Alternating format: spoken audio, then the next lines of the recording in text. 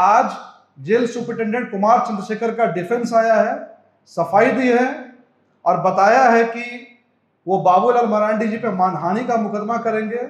तो इस व्यक्ति का कितना मान है, यह व्यक्ति कितना सम्मानित व्यक्ति है चंद्रशेखर, इसकी करतूतों को मैं आपके सामने रखने जा रहा हूं।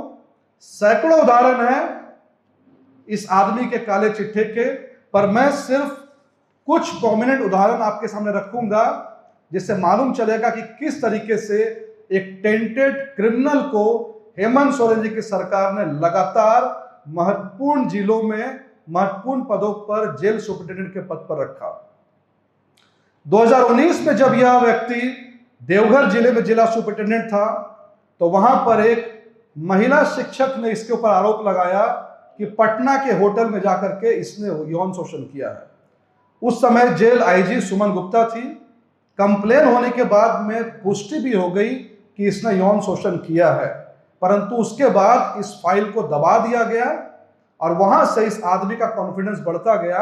इसको लगा कि पैसे के दम पर, पावर के दम पर ये किसी भी लड़की की आबरू को लूट सकता है और लड़कियों को एक्सप्लॉइट करने का, सेक्सुअली एक्सप्लॉइट करने का लाइसेंस इसको मिल चुका है और लगातार यह कुछ ना कुछ कारनामे करता रहा। 2019 में देवघर में एक महिला कांस्टेबल, एक होम गार्ड की फीमेल कांस्टेबल नई रिक्रूट हुई थी, उसको इसने पोस्टिंग के नाम पर उसका फिर से सेक्सुअल एक्सप्लॉयटेशन किया। लड़की ने कंप्लेन भी किया। उस मामले को भी 2019 में इस चंद्रशेखर ने रफा दफा कर दिया। इसको लगा पैसा है तो सब कुछ है, किसी लड़की की आबरू को लूट लो। 2023 में जब इसकी पोस्टिंग हजारीबाग होती है तो वहां पर भी इसके किस्से बहुत मशहूर है। एक कांस्टेबल गांजा बेचते हुए जेल में पकड़ा जाता है। उसको सजा से मुक्त करने, कार्रवाई नहीं करने के एवज में उस कांस्टेबल की वाइफ के साथ ये फिर से यौन शोषण करता है, जिसके बाद उसने इसके कारनामों को एक मोबाइल में रिकॉर्ड भी किया। मोबाइल को इसने तोड़ा और विकास तिवारी मशहूर गैंगस्टर से एक नया मोबाइल लेकर के उसको दिया भी। सीआईडी की जांच में यह सामने आई कि विकास तिवारी पांडे गैंग का जो प्रमुख है उसको इसने हजारीबाग जेल में सहयोग किया। कैसे सहयोग किया? इसने वहां के डीसी को लिखा कि विकास तिवारी एक बहुत डेडेड क्रिमिनल है, कुख्यात अपराधी है, इसको दुमका जेल शिफ्ट किया जाए। लेकिन जैसे यह मामला हाईकोर्ट में पहुंचा और हाईकोर्ट ने जब जवाब मांगा तो इसने हाईकोर्ट में फाइल किया कि नहीं, इस व्यक्ति को यही रहने दिया जाए, यानी कि विकास तिवारी से रिश्वत लेकर के, फेवर लेकर के एक लेटर भेजा दुमका शिफ्ट किया जाए और दूसरा भेजा दुमका शिफ्ट नहीं किया जाए। जिसके बाद होम मिनिस्ट्री ने इसको पकड़ा, इन्वेस्टिगेट किया और इसको एक्यूज्ड पाया गया। He was guilty. पर उसके बाद पुलिस डिपार्टमेंट ने इसको क्या सजा दी? सस्पेंड नहीं किया, डिसमिस नहीं किया, हजारीबाग से उठा करके दुमका जेल में ट्रांसफर कर दिया गया, जहां दुमका जेल में इसकी मुलाकात इस स्टेट को चलाने वाले रूलिंग एलिट से होती है और उसका कॉन्फिडेंस और बढ़ जाता है। उसको लगता है जो राज्य में करो कोई कुछ करने वाला दूर दूर तक नहीं है। इसके बाद रांची जेल में ही आता है। रांची जेल में डांस का वीडियो आप देख ही चुके होंगे और उसके बाद इस लड़की को मोलेस्ट करने की कहानी सामने आती है। अब जो इस महाशय का डिफेंस आया है और झारखंड मुक्ति मोर्चा के लोग बड़ी बेशर्मी के साथ, आई एम शॉक्ड कि इतने बेशर्मी के साथ ये कैसे बोल सकते हैं कि लड़की प्रेग्नेंट नहीं है। टेस्ट में लिखा हुआ है, टेस्ट की रिपोर्ट है यहाँ पर हमारे पास में, ये मैं आपको शेयर करूंगा। टेस्ट में फीमेल का नाम है, 23 साल की है, बिरसा मुंडा सेंट्रल जेल है और इसमें लिखा है प्रेगनेंसी टेस्ट नेगेटिव है। तो ये कह रहे हैं प्रेगनेंसी टेस्ट नेगेटिव है तो यौन शोषण कहाँ होगा? अरे भाई, आपने इसका प्रेगनेंसी टेस्ट कराया ही क्यों? जेल में कोई महिला है, आप उसका प्रेगनेंसी टेस्ट क्यों करवा रहे हैं? इसकी जरूरत क्यों पड़ी? अगर प्रेगनेंसी टेस्ट आप करवा रहे हैं, इट मीन्स समथिंग स्पेशल, कुछ ना कुछ वहां पर है जिसने आपको मजबूर किया कि आप उस महिला का प्रेगनेंसी टेस्ट करेंगे।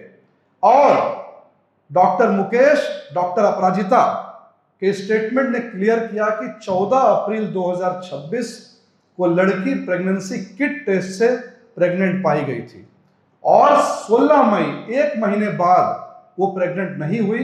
ऐसा इसीलिए, सिंपल मेडिकल साइंस है, 14 मई को प्रेगनेंसी के बाद उस महिला को गुप्त रूप से बाहर ले जाकर के अबॉर्ट किया गया और एक महीने बाद उसका जब वापस से प्रेगनेंसी टेस्ट किया गया तो जाहिर सी बात है ब्लड टेस्ट में नहीं आएगा। ऐसा इसलिए किया गया ताकि ट्रेस एक भी नहीं बचे कि उस महिला के साथ कुछ हुआ था या फिर नहीं हुआ था। यानी कि इस पूरे मामले को रफा दफा लिपापोती करने पे हम एक उच्च स्तरीय जांच की मांग करते हैं। तीसरी हमारी मांग है कि आमतौर पर बड़े अधिकारी छोटे अधिकारियों को सपोर्ट करते ही हम सभी जानते हैं, पर सुदर्शन मंडल इतना तत्पर होकर के फाइलों को हटा रहे हैं, पूरा फॉरेंसिक हिस्ट्री नष्ट कर रहे हैं, इतना तत्परता सुदर्शन मंडल ने क्यों दिखाया? क्या सुदर्शन मंडल भी इस क्राइम में इन्वॉल्व है? ये भी बहुत बड़ा जांच का विषय है। सुदर्शन मंडल के जेल आईजी की जांच भी होनी चाहिए। इसके बाद इनका यह डिफेंस है सुपरिटेंडेंट साहब का कि किसी लड़की ने कंप्लेन नहीं किया, तो मैं उनको सीधा सीधा Bombay high court, supreme court का जजमेंट बता दूं। Passive submission due to fear induced by serious threats could not be constructed as consent or willing sexual intercourse। यानी कि रेप करने वाले का पोजीशन अगर ऐसा है कि उसके पास में पावर, सत्ता का रौब है, तो जो विक्टिम है उसका कंसेंट नहीं माना जाएगा। ये माना जाएगा कि आपने उसको फोर्स किया, फोर्स करके आपने उससे सेक्सुअल फेवर लिया या फोर्स करके आपने जो है सेक्सुअल मोलेस्टेशन किया। इसके बाद रांची के डीसी साहब का स्टेटमेंट आता है कि मुझे 17 तारीख को मालूम चला। भाई, रांची के डीसी को बाबूलाल मरांडी जी के चिट्ठी लिखने के बाद क्यों जानकारी दी गई? जेल कौन चला रहा है? हमारा सवाल साफ है, बिरसा मुंडा जेल को चलाने वाला कौन सा व्यक्ति है? जेल सुपरिटेंडेंट चला रहा है, रांची डीसी चला रहे हैं, जेल आईजी चला रहे हैं, या वह माफिया और वह सिंडिकेट चला रहे हैं जिनको लगता है कि एक तो हम जेल नहीं जाएंगे और अगर जेल जाएंगे भी तो जेल में डांस करेंगे, म्यूजिक सुनेंगे और जेल में चलने वाले ऑर्गेनाइज्ड सेक्स रैकेट से सेक्सुअल फेवर लेकर के और मजे से अपनी जिंदगी को काटेंगे। ये बहुत अहम सवाल है। इसी को लेकर के हम वापस से अपनी मांग को दोहराते हैं। Number 1, jail superintendent Chandrashekhar Kumar और जेल आईजी सुदर्शन मंडल, इनको तत्काल इमीडिएटली बर्खास्त किया जाए। They should be dismiss, suspended immediately. Number 2, हम इसमें जुडिशियल इंक्वायरी की मांग करते हैं।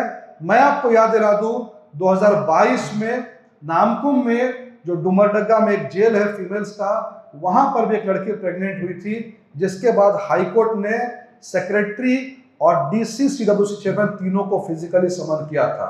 इसमें हम जुडिशियल इंक्वायरी डिमांड करते हैं और हम आने वाले समय में, आजकल में हमारे जो सीनियर नेता है भारतीय जनता पार्टी है, इसको विमेन कमीशन और माइनॉरिटी कमीशन और ह्यूमन राइट्स कमीशन में हम लेकर के जाएंगे।